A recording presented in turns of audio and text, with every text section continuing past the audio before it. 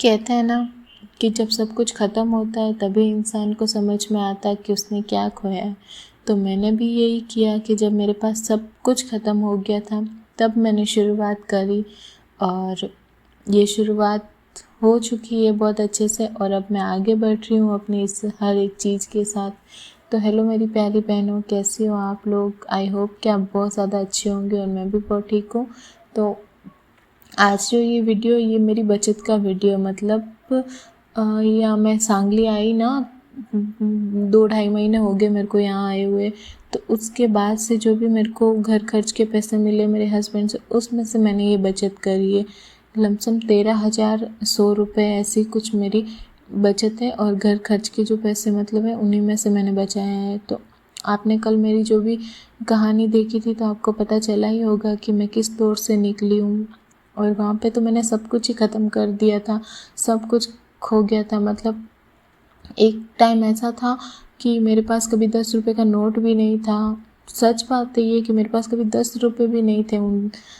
होते थे, ऐसा नहीं है कि कभी, लेकिन एक टाइम कभी ऐसा आ जाता था कि नहीं था। और आज मैंने घर खर्च के पैसों में से कुछ कुछ करके मैंने 13,000 रुपये बचाए। तो ये मेरे लिए बहुत बड़ी बात है। हो सकता है कि 13,000 कोई बड़ी रकम नहीं है, कुछ नहीं है, लेकिन ये मेरे लिए बहुत बहुत बड़ी बात है, क्योंकि ये मैंने अपनी मेहनत से बचाए। जो पैसे मेरे हस्बैंड ने मेरे को घर खर्च के लिए, जैसे लाइट का बिल, राशन, दूध, पानी, इन सब के लिए दिए थे, तो उनमें से मैंने थोड़े बचा के ये 2-2.5 महीने में इकट्ठे किए हैं। लमसम 2.5 महीने हो चुके हैं। तो शुरुआत यही थी कि जो मतलब हो गया था वो पहले जो चीज़ें हुई थी, उसके बाद यहाँ सांगली आने के बाद में मैंने सारी चीज़ें सीखी। अब मैं आपको ये बता दूँ कि मतलब कुछ चीज़ें होती है जो हमको नहीं आती, तो हम अगर उनको सीखना शुरू कर देते हैं ना, तो बहुत ऐसा रहता है कि अपन ना कभी एक वीडियो से देखते हैं, कभी के आसपास में देख के। उससे पहले तो मेरी आंखें ही ऐसी बंद थी, मेरी दिमाग भी पूरा ख़त्म ही हो गया था, तो मैं क्या बचाती क्या करती। लेकिन यहाँ आने के बाद में मैंने बचाना शुरू किया। तो जैसे मैंने ना, अब मैं आपको स्टेप बाय स्टेप बताती हूँ कि कैसे मेरे 13,000 बचे। तो सबसे पहले तो मैंने 1,000 रुपये लाइट बिल के अलग निकाले, क्योंकि जहाँ हम लोग पहले रहते थे मेरे को लगता कम से कम लाइट बिल के तो 1,000 रुपये तो होते ही हैं। लेकिन उसके बाद में मैंने हर दिन इतना लाइट का ध्यान रखा, जैसे मैं 2 मिनट भी कहीं बाहर जाती या कहीं भी खड़ी रहती तो मैं लाइट उसकी ऑफ़ करके रखती। 2 मिनट भी मैं अपना पंखा या लाइट फ्री में नहीं रहने देती, मैं सारे उनको बंद करती। और 7-8 घंटे का तो कम से कम शट डाउन रखती, मतलब बिल्कुल भी लाइट का यूज़ नहीं करती। तो उसमें से मैंने देखा कि मेरे ना कम से कम 200-250 तक का ही बिल आया। और जो लाइट बिल के मैंने 1,000 रुपये रखे थे ना, उनमें से मेरे 700 मतलब 1,400 रुपये तो उसी से बच गए। और उसके बाद पानी का था तो ना ऐसा कि हमारे मतलब कैंपर लेके आते हैं यहाँ पे, और कुछ है नहीं। तो वेस्ट करना मैंने बिल्कुल छोड़ दिया, जो बचा कुचा पानी होता फेंकना करना कुछ नहीं। आज जैसे एक कैंपर लेके आए तो मैं उसको 2 दिन चलाती थी, उसमें खाना भी रखती थी, खाना भी मैं उसी में से बना लेती थी, और पीने का भी हमारे, और अगर एक्स्ट्रा होता तो मंगाती। तो मैंने 600 रुपये कैंपर के लिए रखे हैं हर बार, क्योंकि 20 रुपये का एक कैंपर आता है। तो देखा मैंने 600 1,200 रुपये मैंने अलग रखे, लेकिन उसमें से मेरे आधे ही पैसे गए, क्योंकि मैं ना जो बचा होता था, पहले ऐसा तो कुछ नहीं, मैं अच्छे से नहीं रखती थी, लेकिन अब गिलास पानी था ना तो वो भी मैं बचा के अच्छे से वापस उसको यूज़ करती थी। अगर खाने के लिए मैंने पानी ले रखा, जैसे आटा गूंदने के लिए लिया, उसको मैं फेंकती नहीं, उसको फिर मैं सब्जी में डाल के यूज़ कर लेती। इस तरह से करके 1,200 में से कम मेरे 600 मतलब 700 रुपये उसमें से बच गए। और मैंने किचन के राशन से बहुत पैसे बचाए। फर्स्ट जैसे मैंने ना 1 किलो जैसे मैं दूध लेती थी ना, तो उसमें से पहले उसको अच्छे से गर्म करके उसकी मलाई निकालती, और थोड़ा सा उसको बचा के उसमें से दही करती, क्योंकि मेरी बच्ची और मेरे हस्बैंड को अच्छा लगता है उसको दही, तो वो उसके लिए मेरे को दही बचा के रखना होता है। तो मैं उसका दही करती और जो भी मलाई थोड़ी थोड़ी इकट्ठी करके 5 दिन 6 दिन के बाद में मैं उसका घी बना लेती।